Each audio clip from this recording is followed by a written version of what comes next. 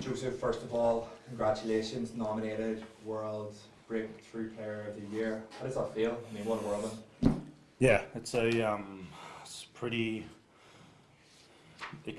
cool to get named, and I'm not sure who's won the award, but yeah, I think we were just speaking before that no award goes without a team, so it's all credit to the team to be able to be nominated for that award. So yeah, it's pretty cool. How have you pulled up as a team? I suppose this is for both of you, Tom, as well. It's been a tough, long tour. We're in the freezing weather here in Paris. Just how is the camp at the moment? I saw yesterday you had a bit of time off, probably much needed, to maybe just get away from footy. Yeah, exactly. I think physical refresh is important, but also mental refresh. And any results, any time you're part of a dressing room that you don't really want to be a part of, you just got to connect. That's exactly what we did. We sulked for a little bit, then we got up on our feet, connected as a group, and then had that day off to really make sure that we were connecting. And it wasn't just sightseeing, it definitely wasn't. It was a couple of hard conversations that were had amongst the boys, and that's just the kind of group we are. We always want to try and improve, and hopefully the fans get to see that improvement come to fruition this weekend. So that's really interesting what you say, Tom, because sort of we've been on this tour. There's people who have literally paid big bucks to come and see you guys.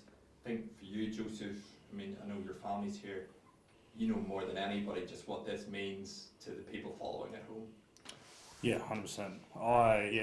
Like what Hoos was saying, the last 3 weeks has really tested our character as a team, and even the individuals as well. So I'd like to see it as a challenge that the last 3 weeks obviously the result hasn't been there, but the process of how we've been training and each week and how we're going about things has been really well in my opinion. And all our focus that we can do is to focus on today and focus on training and how can we manipulate and get better and beat this French team on Saturday. Sorry, Joseph. Tom, in terms of those hard conversations, I mean, that's something which has always been a hallmark of a Joe Smith team. Like, there's values that you have, and you have to have them. It's not personal, and the standards are held within the group. Just take us through, because there's been so much work off the field, but on the field for whatever reason hasn't been clicking. Can you just take us through that process of having to have those, with your mates, close mates, just really putting it to each other? Yeah, I think it's a really a testament of how connected we are that we can have those conversations.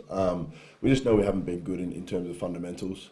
That's been really letting us down. We've been throwing some good punches. We saw on the weekend in that first half, we threw some really good punches, but in the second half, we just failed to land those blows. And A-zone completion, set piece, the aerial battle, a few areas we kind of let ourselves down. However, once we start throwing those punches and they start landing, we know that we're going to be a great team.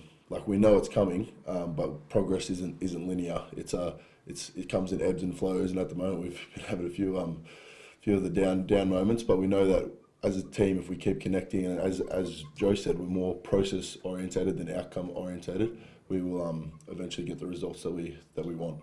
Joseph, can you just take me through this season for you? I mean, are you a sense of frustration that you really haven't got your hands on the ball on this tour and that you really haven't shown what you certainly are capable of? Yeah, I don't think the game of rugby is just about ball in hand.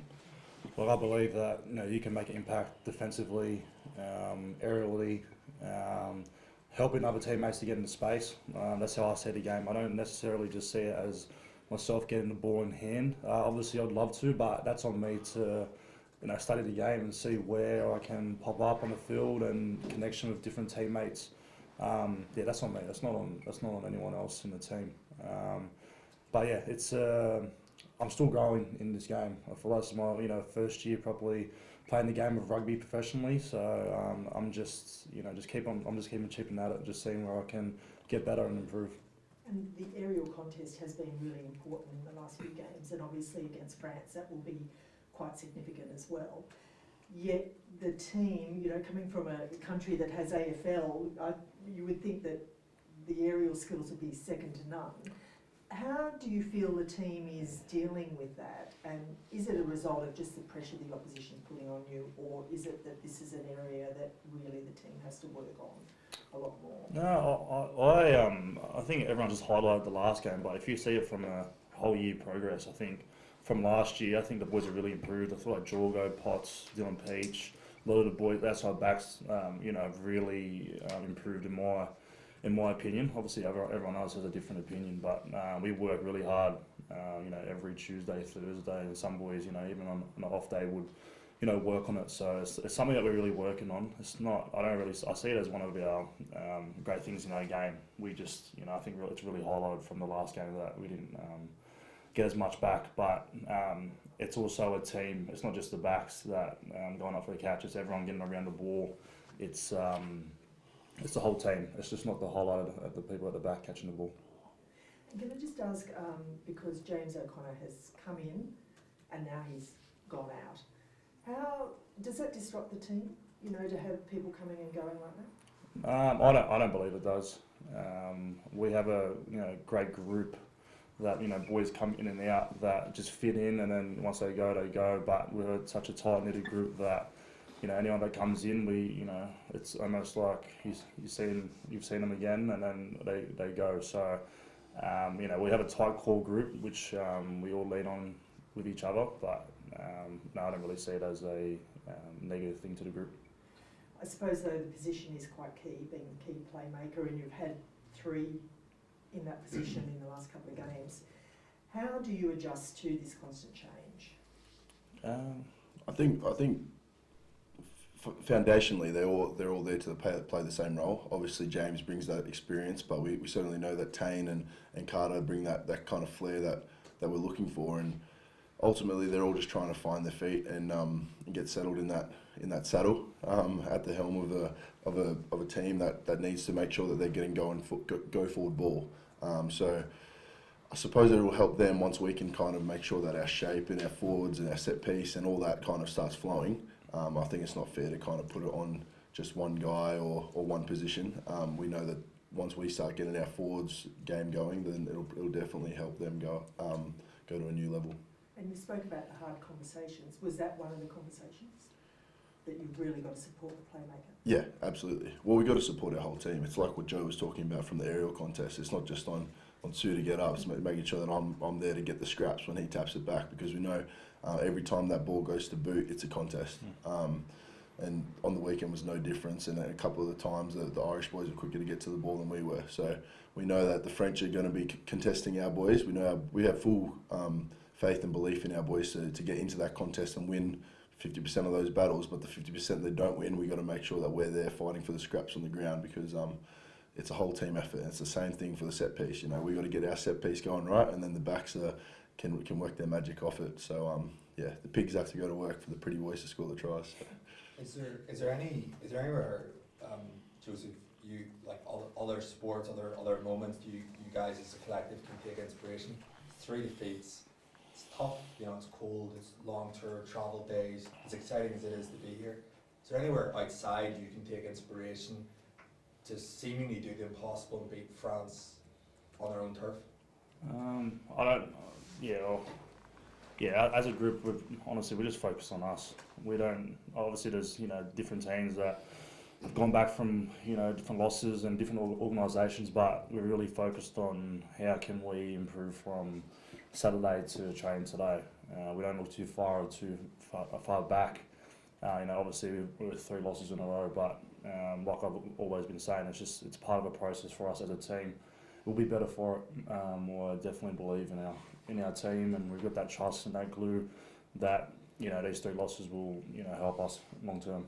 Is there mental fatigue because hotels, planes, trains, automobiles? Like, how do you stay up as a group? You just keep going, one foot after the other. Honestly, it's part of the job, isn't it? And we're incredibly fortunate and incredibly privileged to be placed in this role. We don't take that lightly at all. And we had a day off on Monday and we were walking around Paris. Yeah, we were having tough conversations, but it's good to open your eyes, zoom out, take the blinkers off, the racehorse blinkers off, and go, wow, we're pretty lucky to be where we are. And with that, being grateful for that position, we need to make sure that we're taking the ball with both hands when we're on that training pitch, and we're putting everything we can into the jersey. So that's what we do. It obviously takes it out of you being in hotel rooms, all the travel, all all those bits and pieces, but we're making sure that we're regenerating, refilling our cup, so that we can put in good performances on the training pitch, which we have been doing. But believe me, the boys have been going pretty hard at each other, and then we just need to make sure that that corresponds to the playing pitch once we all kind of gel.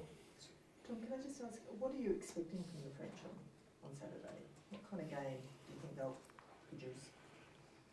Look, they've got a great forward pack, an amazing forward pack. That really will take it after us. So if we can make sure that we nullify their threats in the forwards by meeting their physicality of the big name players, you know, Charles Olivier and Emmanuel Miafu, guys like that, making sure that we can take it to them in the forwards, then we know that they'll probably go to their kicking game, which has been a real strength of theirs for a good part of the decade, really. So as soon as they go to the air, we're just got to make sure that our boys are there, and then from there, it's just flick the switch. You go from that in-tight physical stuff, and you need to make sure that you're going out to support guys like Sue, Jorgo, Kells. You've got to make sure that you're out there supporting them, because ultimately Test match footy's got everything. It's not just, you can't just be successful in one part of the game, as we know. Like our pick and go was good on the weekend, but we need the whole part of our game to be firing, and just got to be switching for the focus as quickly as you can. What's the sense in the team? Is it like, right, this is the last game, we're just going to throw absolutely everything at it? Is it a sense of, this is the last game, we've really got to convince people that we're better than what we've shown in the last 3 weeks? No, yeah, I've honestly just seen it as, you know, it's been a tough last 3 weeks, but it's going to be better for us as a team.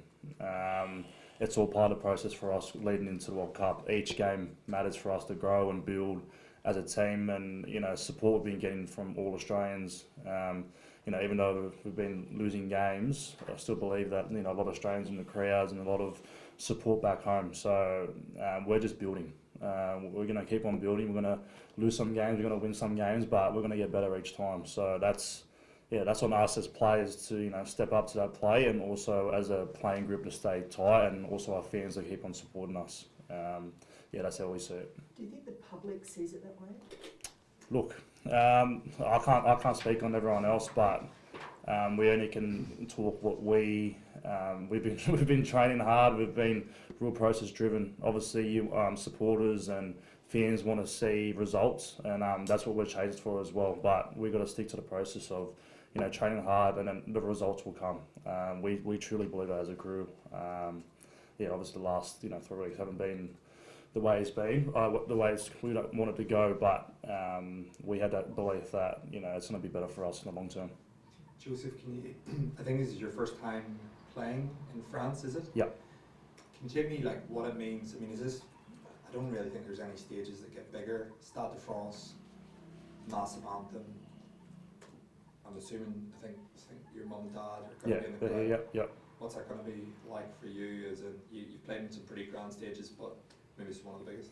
Yeah, I'm very excited. I think most of us are excited too. Just for myself, it's my first time playing there, so even being in Paris for the first time as well, that's been really exciting. Just to, you know, see the city and, you know, get around with your best mates, and just enjoy what the game of rugby brings. But yeah, especially on Saturday too, I think us boys are really excited to, you know, go out there and play. I was going to say as well, like on yesterday, you got away from footy. What did you? I mean, it's one of the world's great cities. What was on the menu? Was showcasing a bit of the friendship. Yeah, I might have snuck in a cheeky baguette, and it's quite nice. So that'll be good. That'll contribute to a bit of game line on the weekend, I think. So yeah, that'll be good. Hilton, did you have anything? Just Carter's come in soon, and then you have from league. What conversations have you had about coming back into union with Carter? Was that coming across from Rugby League? I think, just learning. I've been asking a lot of questions. I feel like that's one of my strengths as a human, just always asking questions, and how can I get better?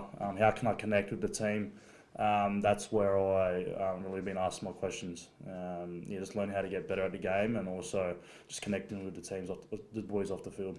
When Carter was a 10, how have you found his adaptation back into? Yeah, I haven't played one game with Carter, so it's been great. Even him training, you see what skills and how tough he is as a player. Someone like that, it's a great addition to the squad. But you can see he's really thriving and growing within the group. Also, there's been, back home, there's been some criticism of Joe Smith. I was just wondering from your perspective on that, given the group's buy-in for Joe Smith. I'm assuming it's as big as ever. It is, Yeah. 100%. We completely believe in what Joe's building here, and we've all bought in completely to that program and the systems that he has in place. And on the weekend, there was a couple of times that his system and his program would have worked, but we just didn't execute as players. So we fully believe in his ability and the ability of all the coaching staff. How they're preparing us on the weekend has been wonderful. Like, ultimately, it's just up to us to make sure that we take the tools that we've been given throughout the week. We're calm, we're collected, and then we deliver on the weekend. Because quite often, I hope the Australian public knows that we bloody care. Like, we really want these results to go our way, but quite often it's just getting this group, you know, boys coming in and out. We're making sure we're connecting as a core group, and we're delivering the ways that we've seen fit to break down oppositions on the weekend. And it's just something we've just missed the mark on for the last 3 weeks. There is a question from Mel online. There's cover that. Mel, did you have a question, please? Oh, sorry. Review really.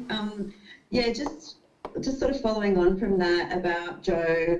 If you lose this weekend, it's a 67 years since it's been a winless tour, and Joe is copping quite a bit of criticism for his selections, for his game plan. Although you just mentioned that, you know, perhaps you didn't execute it as well as you could have been. But like, do you think that's fair? Some people say that he should step down earlier, I guess, than you know, when he's due to midway next year. I mean, what do you guys sort of feel about that?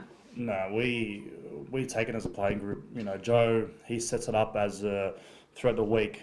He's one of the best coaches I've ever had, one of the best coaches in the world. So we're truly grateful that, you know, we get to learn and, you know, be under his guidance. And, you know, for us as a playing group is to repay him on the weekend to go out there and perform. You know, obviously with some key moments in games that we need to get better at, but that's just us as a playing group. Nothing to do with Joe. We need to, you know, stand up as individuals, you know, for the team and, you know, work for each other. But it's nothing to do with Joe. It's all on us. We have time for one more if there's something in the room or one more. Yeah, maybe one last one.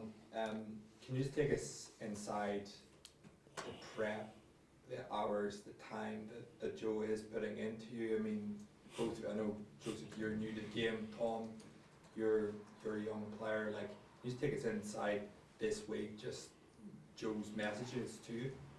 Mate, he doesn't sleep, that bloke. No, he doesn't. Honestly, He actually doesn't. He genuinely doesn't sleep. He's always working for us. So when it comes to team meetings, the messages is clear. He still believes in us, which is an amazing thing from a head coach. That's what I mean. Straight after that dressing room on the weekend, he got us all up on our feet, dusted us off, got us connected as a group, and he gave us one clear message, and that's that he still believes in us. We have to believe in what we're doing. As Joe said, like, these results haven't gone our way, but they are going to make us better. I've sat in a changing room in 2023 after the defeat to Wales where we genuinely didn't throw any punches at all. The progress that we've had since then has been amazing. And I know for the Australian fan base, it seems at the moment that we're really down in the dumps. We are mentally, but physically and in terms of our belief and our psyche towards where we can take this team and where we are going to take this team, it's never been stronger. And the key driver of that has been Joe Schmidt. So he's been an amazing person in terms of that motivation, but also that clarity and calmness that it takes to win test matches. So we need to deliver that this weekend, all those aspects this weekend to get a result.